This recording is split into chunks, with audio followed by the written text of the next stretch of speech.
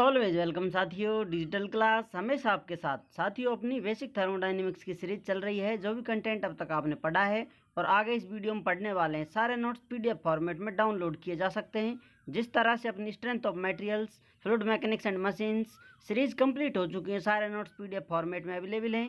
इन नोट्सों का इस्तेमाल आप बेसिक से लेकर गेट लेवल एग्जामिनेशन तक कर सकते हैं। इससे पिछली वीडियोज में साथियों हम डिटेल में स्टडी कर चुके हैं। Steady flow, energy equation, steady flow for multiple streams, इस प्रकार से हमने ये सब ड्राइव कर लिया था। इसका आप कंडीशन के हिसाब से इस्तेमाल कर सकते हैं। अब हम पढ़ने वाले हैं साथियों ओपन सिस्टम रिवर्सिबल वर्क। इसे जानने के लिए साथियों हम स्टडी फ्लो इक्वेशन पर चलते हैं। जैसा कि साथियों हम जानते हैं, ओपन सिस्टम इस प्रकार से अपना होता है। उसमें कुछ फ्लूइड एंट्री कर सकता है, उससे वर्क लिया जाता है साथियों, और उसके बाद एग्जिट पर इस प्रकार से फ्लो निकल जाता है। या कहें उसको कुछ एनर्जी इनपुट दिया जाता है साथियों, और उससे आउटपुट ले लिया जाता है। इस प्रकार से ये सब डिटेल में कवर किया था हमने स्टडी फ्लो एनर्जी इक्वेशन में। अब यदि हम स्टडी करना चाहें चेंज इन एनर्जी पर साथियों, यहाँ पर सिस्टम में एनर्जी एंटर कर रही थी साथियों, उसके बाद उसका इस्तेमाल कर लिया था कुछ, उसके बाद एग्जिट आ गया था साथियों। तो इनलेट और आउटलेट में एनर्जी में कितना डिफरेंस आया, कितना चेंज आया साथियों, इसके लिए हम यहाँ पर इक्वेशन या एनर्जी में से फर्स्ट में से सेकंड को निकाल देंगे साथियों, इसमें से माइनस कर देंगे तो हमें चेंज इन एनर्जी प्राप्त हो जाएगा। या फिर आप इसी इक्वेशन को, जो दोनों एनर्जी इक्वेशन है अपनी लेफ्ट हैंड साइड वाली और राइट हैंड साइड वाली, जैसा हम इस्तेमाल कर रहे थे, जो दोनों बराबर होती हैं, एक दूसरे को बैलेंस करती हैं एनर्जी कंजर्वेशन लॉ से, मास कंजर्वेशन लॉ से साथियों। तो इस प्रकार से इन दोनों को हम बराबर कर देंगे। इस इक्वेशन के बराबर ये वाली इक्वेशन होगी, तो इसमें से ये एनर्जी इधर जाएगी साथियों, माइनस हो जाएगी, ये इधर जाएगी, ये इधर आएगी, तो इस प्रकार माइनस हो जाएगी। तो इधर क्या बचेगा, हीट ट्रांसफर, और दूसरी तरफ क्या बचेगा, वर्क ट्रांसफर, जो किसके बराबर होता है साथियों, कंट्रोल वॉल्यूम के वर्क के बराबर और फ्लो वर्क के अंतर के बराबर। तो इस प्रकार अब हम लिख सकते हैं साथियों, यहाँ आप देख रहे हैं इधर हीट ट्रांसफर बचा हुआ है अपना, और इधर आपने ले लिया साथियों change in kinetic energy, change in potential energy, kinetic energy, internal energy में जो चेंज बता रहा है आपको, जैसा आप लिखते हैं साथियों, डिफ्रेंशिएशन करते हैं उस हिसाब से डी पी पोटेंशियल एनर्जी का डिफरेंशिएशन है एक तरह से, ये काइनेटिक एनर्जी का, ये इंटरनल एनर्जी का साथियों, और ये अपना फ्लो वर्क का।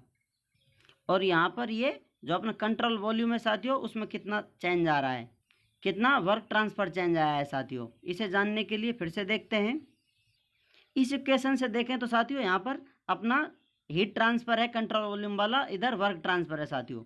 वर्क ट्रांसफर में कंट्रोल वॉल्यूम वाला वर्क ट्रांसफर है, इधर डेल नहीं लगा हुआ है, क्योंकि यहाँ इसमें किसी एनर्जी को घटाया नहीं गया है, सब्सट्रैक्ट नहीं किया गया है।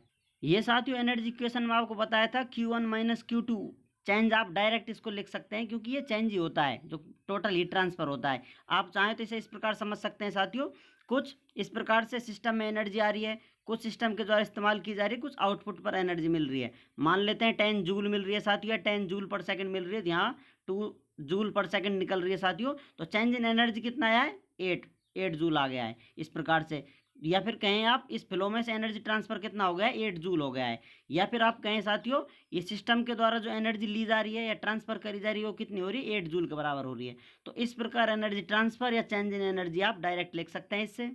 तो यहाँ पर इस प्रकार से डेल क्यू पार्शियल डिफरेंशिएशन होता है साथियों, इस प्रकार से जो साइन बना हुआ है अपना, इस प्रकार से डेल क्यू लिखा जा सकता है। यहाँ पर आप देख रहे हैं इसको, आप चाहें जिस हिसाब से आप इसे रख सकते हैं। अब यहाँ पर ये सारे जो चेंज बता रहे हैं साथियों आपको, या स्मॉल फ्रैक्शन बता रहे हैं किसी एनर्जी का, तो यहाँ पर फुल आप वर्क का इस्तेमाल नहीं कर सकते। इस बेसिस पर भी आप इस प्रकार से डेल W.C भी लिख सकते हैं, क्योंकि यहाँ पर आप फुल वर्क नहीं लिख सकते। जो चेंज बता रहा है स्मॉल फ्रैक्शन होगा साथियों, इसलिए यहाँ पर डेल W.C भी लिख सकते हैं। तो इस प्रकार से ये अपनी DE और ये डेल W के बराबर है साथियों, ये एनर्जी वाली और ये W वाली, दोनों को ऐड कर दिया गया है यहाँ पर।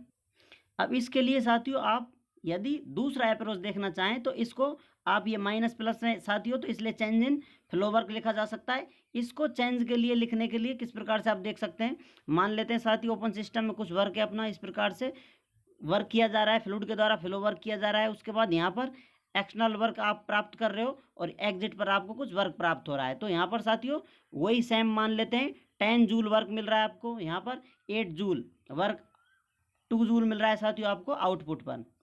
तो अपना वर्क ट्रांसफर कितना हो गया है, 8 जूल के बराबर हो गया है। तो यहाँ पर अपना चेंज इन फ्लो वर्क कितना आया है साथियों, 8 जूल के बराबर आ गया है। लेकिन अब आपने ये अंतर ले लिया है साथियों यहाँ पर, तो टोटल वर्क इतना ही हुआ है, या फिर आप कहें इतना वर्क हुआ है। इन दोनों में से एक वर्क कोई सा इस्तेमाल कर सकते हैं आप, क्योंकि आप या तो इस प्रकार से फ्लो वर्क ले रहे हैं यहाँ पर, या फिर ये वर्क ट्रांसफर ले रहे हैं। टोटल वर्क ट्रांसफर कितना हो रहा है अपना, कितना वर्क हो रहा है साथियों, इनपुट पर 10 जूल हो रहा है, आउटपुट पर हम कितना ले सकते हैं, सिर्फ 10 जूल ही ले सकते हैं। यहाँ पर हम क्या कर रहे हैं साथियों, चेंज इन फ्लो वर्क ले रहे हैं और कंट्रोल वॉल्यूम का वर्क लिया जा रहा है। दो वर्क लिए जा रहे हैं साथियों, जो कितने प्राप्त नहीं होंगे। इसमें से मान लेते हैं ये चेंज इन फ्लो वर्क इस्तेमाल किया जा रहा है, इसको एक्स्ट्रा ऐड किया जा रहा है। जो कंट्रोल वॉल्यूम वाला वर्क है इसको एक्स्ट्रा ऐड किया जा रहा है, जो आगे जाकर आपको नेगेटिव करना होगा।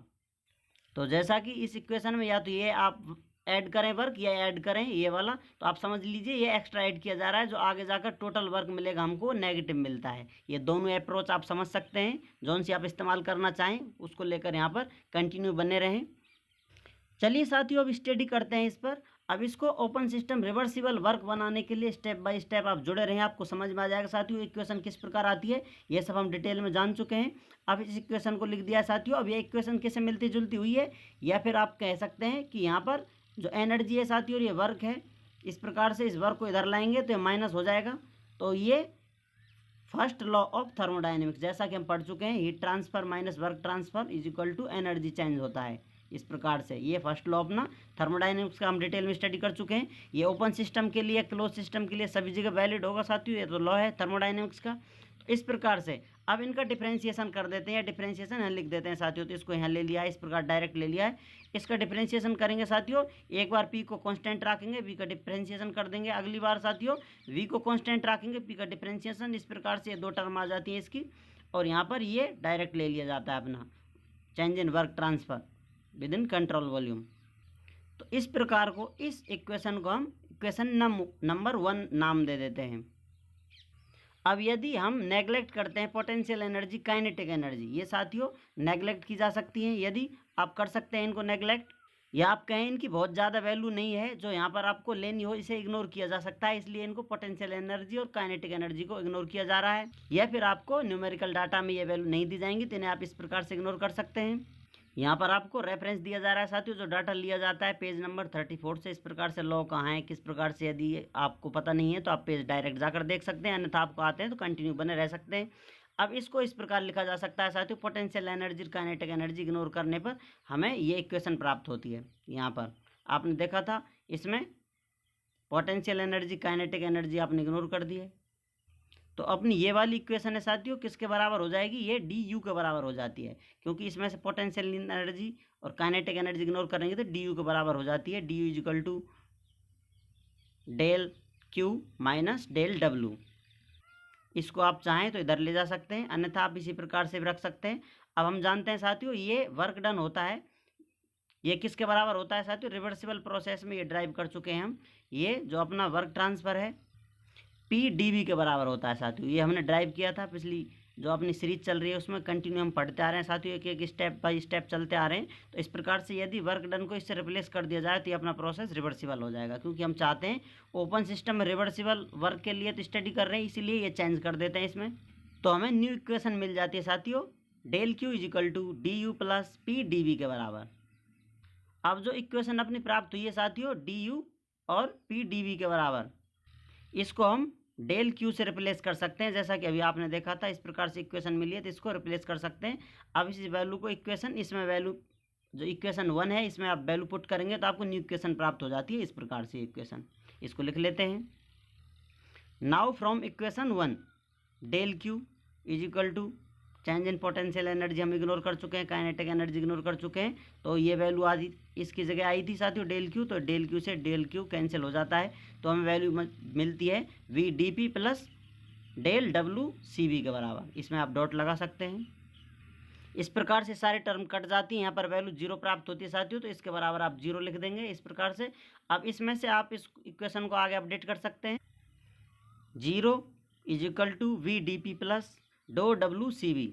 इस प्रकार से अब इस इक्वेशन से आप लिख सकते हैं साथियों, जो अपना चेंज इन वर्क ट्रांसफ़र होगा कंट्रोल वॉल्यूम का किसके बराबर होगा, माइनस वी डी पी के बराबर होगा। जैसा बताया था साथियों आपको, जो वर्क है अपना माइनस प्राप्त हो जाता है। इस प्रकार से ये माइनस में आपको नेगेटिव वर्क ट्रांसफ़र प्राप्त होता है।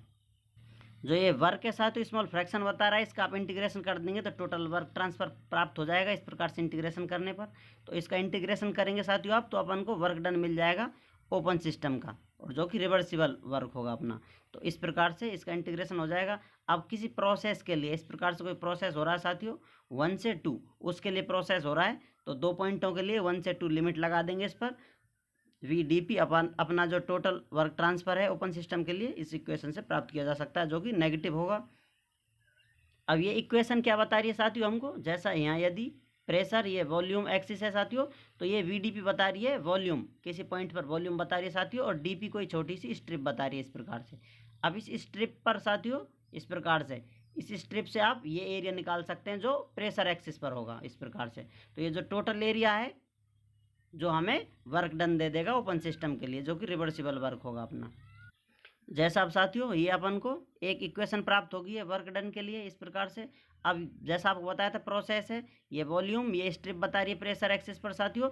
अब इस एरिया को, टोटल एरिया को निकाला जाए, ये फर्स्ट से 2 लेकर टोटल एरिया को निकाल लिया जाए साथियों, तो ये एरिया अपने वर्क डन के बराबर हो जाता है। जैसा आप देख सकते हैं यहाँ पर डी है, स्मॉल एरिया के कौन सा है साथियों, जो छोटी सी स्ट्रिप है, इसका स्मॉल एरिया किसके बराबर होगा, VDP के बराबर। इसका आप इंटीग्रेशन करेंगे तो टोटल एरिया मिल जाएगा, इसका आप लिमिट लगाकर इंटीग्रेशन करते हैं, जो ये टोटल एरिया है 1 से लेकर 2 तक के लिए, दोनों पॉइंटों के बीच में जो एरिया है कंप्लीट एरिया प्राप्त हो जाता है। और ये एरिया किसके बराबर होता है साथियों, ये ओपन सिस्टम रिवर्सिबल वर्क के बराबर प्राप्त होता है। अब इसे आप चाहें तो इस प्रकार से पॉइंट डालकर देखेंगे तो किस प्रकार लिख सकते हैं साथियों, area under the curve on PV diagram. PV diagram साथियों इस पर जो एरिया है अपना प्रोजेक्टेड ऑन प्रेशर एक्सिस, जैसा आपको बताया था साथियों, ये प्रेशर एक्सिस पर इस प्रकार से जो प्रेशर एक्सिस है उस पर प्रोजेक्ट किया जा रहा है। गिव नेट वर्क ट्रांसफ़र, हमको जो टोटल वर्क है वो वर्क ट्रांसफ़र कितना हुआ है वो देने वाला है, net work transfer.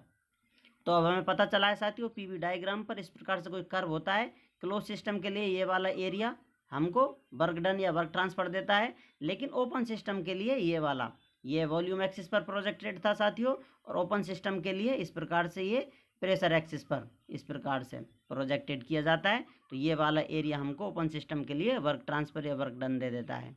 Work done पर सेकंड में हम मेजरमेंट लेकर चलते हैं साथियों, क्योंकि यहाँ फ्लो चल रहा है तो सारी चीज़ें फ्लो में ही स्टडी की जाएंगी। उम्मीद करते हैं साथियों वीडियो में दी गई जानकारी आपको अच्छे से समझ में आई होगी। अभी भी आपका कोई कन्फ्यूजन रह जाता है तो आप हमसे कमेंट कर पूछ सकते हैं साथियों। आप चाहें तो कॉन्टैक्ट कर सकते हैं, कॉन्टैक्ट लिंक आपको वीडियो डिस्क्रिप्शन में मिल जाएगी। वीडियो को अंत तक देखने के लिए, चैनल पर बने रहने के लिए आपका बहुत बहुत धन्यवाद। जय हिंद, वंदे मातरम।